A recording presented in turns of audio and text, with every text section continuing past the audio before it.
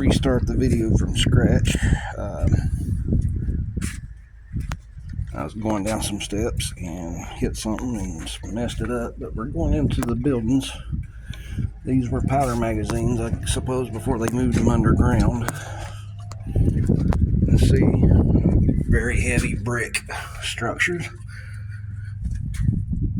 Powder wooden kegs, so if somebody says powder keg waiting to go off, now you know. Fairly heavy wooden doors, even though they would have been made of oak at the time. The current ones are pine because, let's face it, oak's pretty damn expensive. When is a brick building not a building? When it's made to be solid, no doors, and to protect the entrance to the powder magazine from incoming projectiles from the ocean side.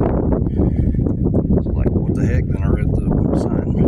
It makes sense. It's more or less a bumper or barrier.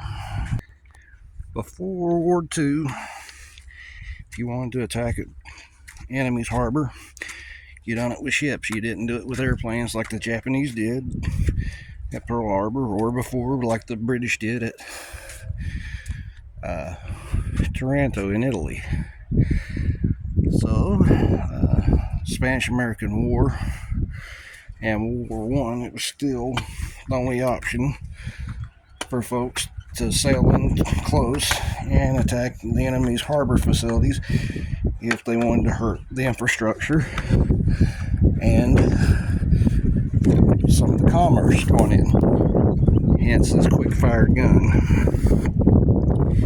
which was probably obsolescent by the time of World War I, but it was already in place. And instead of earthwork, construction shifted to concrete, which is easier to pour and form into various shapes.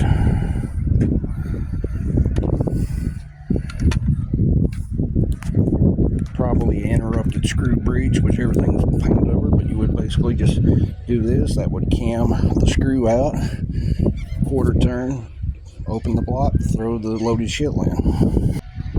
See the smaller magazines under the concrete buildings with crates for the 3-inch ammo, which I'm assuming that was the caliber in that gun that was on top of it. Could be they used a different gun just to represent it. We've got a few more of the batteries here, and they all appear to be the same type weapon. So basically you had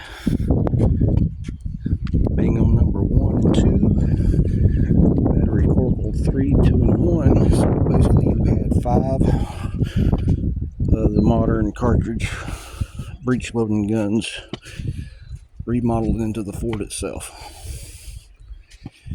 Now I may be able to get to the top of the firing control position from here, because you can see the ramp, or I can get a little closer to it at least. Also, during World War I, they had mines in certain patterns out in the water, so if you, as a merchant ship that was friendly to the U.S., you would have a harbor navigator bring you in that would guide you through the minefields. He wouldn't give you the map. He would do everything to where even if you watched him, there would probably be enough error for you not to trust it.